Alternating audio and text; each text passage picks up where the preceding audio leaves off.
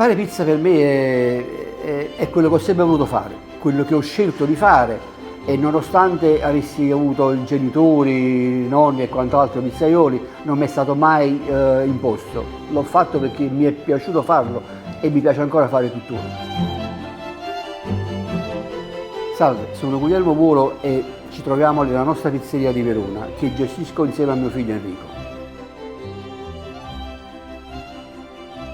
Io ho cominciato con un grembiule della farina Manitoba a 8 anni, nel 68. Ho imparato da zero che cosa significa fare il pizzaiolo.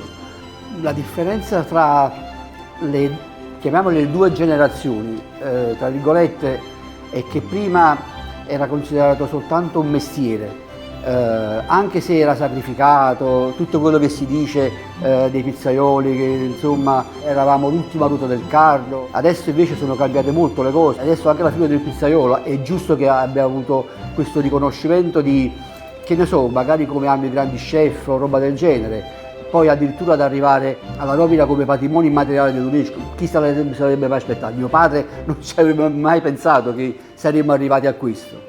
Si deve pensare che il pomodoro è la base del disco di pasta, quindi il fatto di studiare il pomodoro era secondo me essenziale per capire come usarlo poi.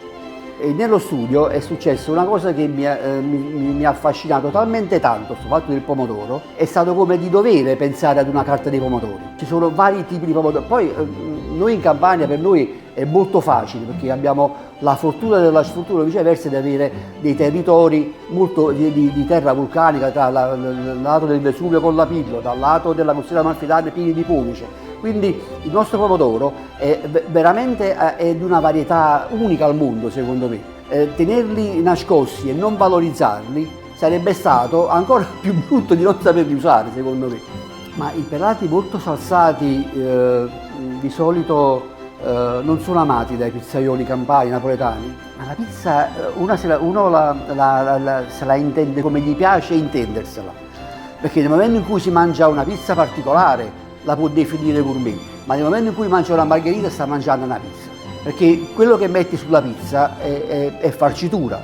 Mastro Nicola di Dumas è una pizza che nel 1700 mangiava Alessandro Dumas quando veniva a Napoli, sugna e pesciolini sottintesi al posto di alici.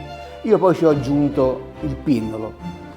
Ma la pizza può essere popolare, può essere gourmet, può essere meno costosa, più costosa. Ci posso mettere il tartufo bianco e mi costa una cifra, ci posso mettere solo la mozzarella e mi costa molto meno. Cioè, dipende da come il cliente in quel momento se la immagina mangiando.